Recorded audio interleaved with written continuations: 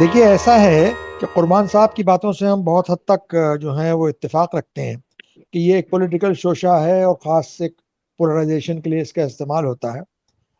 उससे पहले हमें ये समझना पड़ेगा, उन्होंने बिल्कुल सही कहा कि मुसलमानों की कोई बहुत नुमाइंदा तंजीम ये नहीं है कि कहीं किसी पार्क में जमा होकर मुसलमानों ने इनको ये राइट दिया हो कि आप हमारे बिहाफ में बहस करें, हमारे बिहाफ पे बोलें।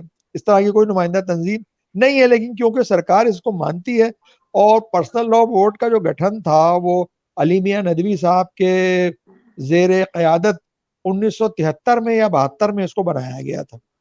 उसके बाद से इसको एक नुमाइंदा तंजीम बना दिया गया। इसमें तमाम लोग शरीक हैं, शिया भी हैं, सुन्नी भी हैं, तमाम फिरकों के लोग हैं, लेकिन शायद मेरे ख्याल से बोरी वगैरह, आगा खानी वगैरह और जो मुसलमानों के हिस्से हैं इसमें वो इसमें शामिल नहीं है। इसमें शिया सुन्नी ज्यादा है और सुन्नियों के सारे स्कूल ऑफ थॉट्स जो है, क्योंकि हिंदुस्तान में जो मेजोरिटी है वो हनफी सुन्नियों की है, तो उनका डोमिनेंस है इस बोर्ड में। अब ये बोर्ड जो था, ये सबसे पहले जो जो बहुत ही प्रोमिनेंस में आया है वो शाहबानो केस को लेके आया। मैंने फैसला आने के बाद भी और उससे पहले भी बहुत डेलिब्रेशन हुए हैं गवर्नमेंट के साथ, राजीव गांधी के साथ, और आरिफ मोहम्मद खान को इस्तीफा देना पड़ा है, सब तो खैर हिस्ट्री है। तो उस जमाने से इसको ज्यादा कुछ अहमियत मिलने लगी। अब क्योंकि मुसलमानों में कोई नुमाइंदा तंजीम नहीं है, लिहाजा इसी को माना जाता है। इसमें बड़े बड़े वो लोग हैं कि जो असर रखते हैं कम्युनिटी में अपना, सोशली, और इसलिए इनसे बातचीत की जाती है। तो इस मसले पर भी पर्सनल लॉ बोर्ड को एक स्टेक होल्डर माना जाएगा, क्योंकि उसका नाम ही पर्सनल लॉ बोर्ड है।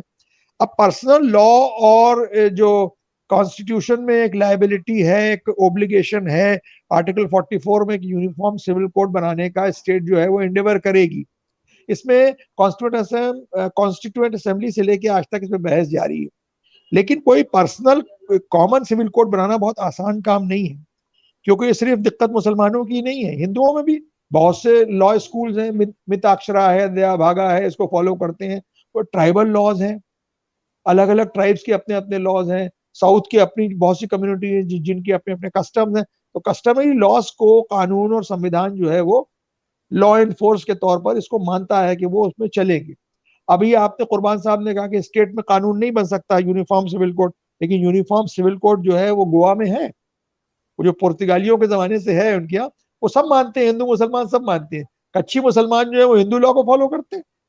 तो बहुत वेरिएशंस हैं इसमें, कोई ऐसा नहीं है कि सिर्फ मुसलमानों की प्रॉब्लम है।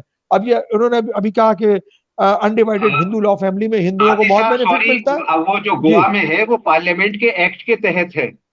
जी। तो जब ये बनाएंगे, इसका पार्लियामेंट भी तो इन्हीं की है, उसमें अप्रूव हो जाएगा, उसमें क्या जाता है, उसमें उसको मिल जाएगा।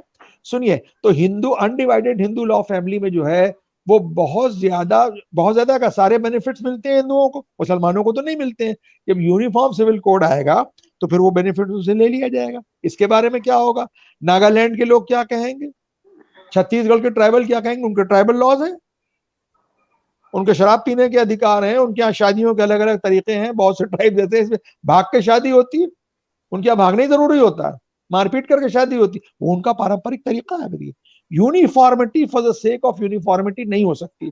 अगर हमें सही याद है तो लॉ कमीशन की एक रिपोर्ट आई थी, उसमें कहा भी गया था कि uniform civil code is neither desirable not feasible, हो नहीं सकता है, क्योंकि इतने वेरिएशन हैं। हिंदी, इंडिया बहुत ही डाइवर्स कंट्री है। हम लोग यूरोप का ले लेते हैं, वहां है, वो इतने डाइवर्स नहीं है, वो सब एक ही सा खाना खाते हैं।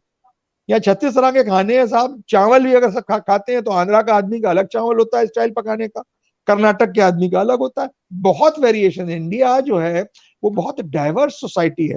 तो इसमें अगर आप इस तरह से कोई ऊपर से चीज थोप देंगे किसी के ऊपर, तो वो बात जो है वो जरा जायज नहीं होगी। लेकिन यहीं पर हम ये कहना चाहेंगे कि लॉस जो है उनको प्रोग्रेसिव होना चाहिए।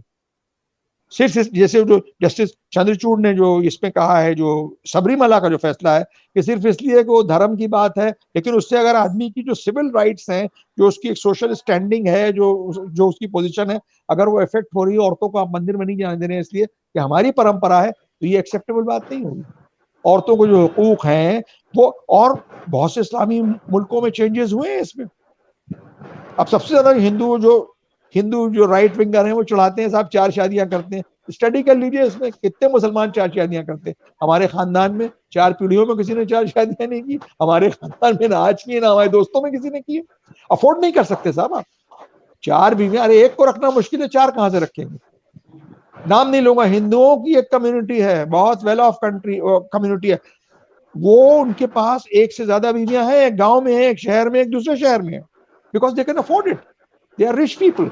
तो इसका अच्छा, अगर कॉमन सिविल कोड चला गया तो धर्मेंद्र और हेमा मालिनी क्या करेंगे? अगर कॉमन सिविल कोड आ गया, आप बताइए, अगर कॉमन सिविल कोड आ गया तो धर्मेंद्र और हेमा मालिनी कैसे शादी करेंगे? वो तो हम इसी की आड़ में करते हैं ना, जो मुसलमानों को राइट मिला हुआ है। तो ये सब बड़ी पेचीदा बातें हैं, और मुस्लिम पर्सनल लॉ बोर्ड का कहना बिल्कुल सही है कि ये चौराहों पर डिस्कस करने वाली बातें नहीं है। अगर इसको इंटेलेक्चुअल्स क्वालिफाइड लोग क्वालिफाई करें, अगर इस पर डिबेट करेंगे तो 10 बरस लग जाएंगे इस पर डिबेट करने में, कुछ इसका नतीजा निकलने वाला नहीं। जिस तरह से पाकिस्तान में जब अहमदिया लोगों को काफिर डिक्लेयर करने की कोशिश की गई तो वहां एक काउंसिल बनाई गई साहब, मजलिस शूरा है क्या किया गया, और उसमें बहस हुई कि डिसाइड करो काफिर कौन है, कोई एक कॉमन डेफिनेशन बनी नहीं पाई थी। ये तो सब झपसटे की बातें हैं कि अहमदियों को कह दिया गया तुम काफिर हो, कोई डेफिनेशन हो ही नहीं पाई। इस तरह से कॉमन सिविल कोड की कोई डेफिनेशन एक्सेप्टेबल नहीं होगी। हिंदुओं में इससे ज्यादा विरोध होगा, ट्राइबल इससे ज्यादा विरोध करेंगे। साउथ के लॉज और हैं, नॉर्थ के लॉज और हैं। साउथ में हिंदुओं की कम्युनिटी कर्नाटक में ना सगे मामू के साथ शादी होती है, बताइए कैसे रोकिएगा? गोत्र को कैसे लाइएगा उसमें? खाप पंचायतों को कैसे रोकिएगा? अरे बड़ा आफत मचेगी इस पे। ये सब कहने की बातें, कुर्बान भाई बिल्कुल ठीक कह रहे हैं कि ये सब गुजरात के लिए मामले को गर्म करके रखना है कि अपने को। देखिए क्या हो रहा है, एक इनको पास एक इनको एक नुस्खा मिल गया है कि जो बड़ा कारामद है, वो बड़ा टाइम टेस्टेड है, कि इसको गर्म करते रहो। अभी अब ये जो फिल्म आई है अभी कश्मीर फाइल्स, हम उसके खिलाफ नहीं, हम किसी फिल्म को बंद करने के हक में ही नहीं, हम तो इसके हक में भी नहीं थे कि सैटेनिक वर्सेस को बंद किया जाए। जितने लोगों ने जुलूस निकाले हैं सैटेनिक वर्सेस, इसलिए उनमें से एक भी नहीं, एक ने भी उसको नहीं पढ़ा होगा। किताब का जवाब किताब होता है, किताब लिखो उसके खिलाफ।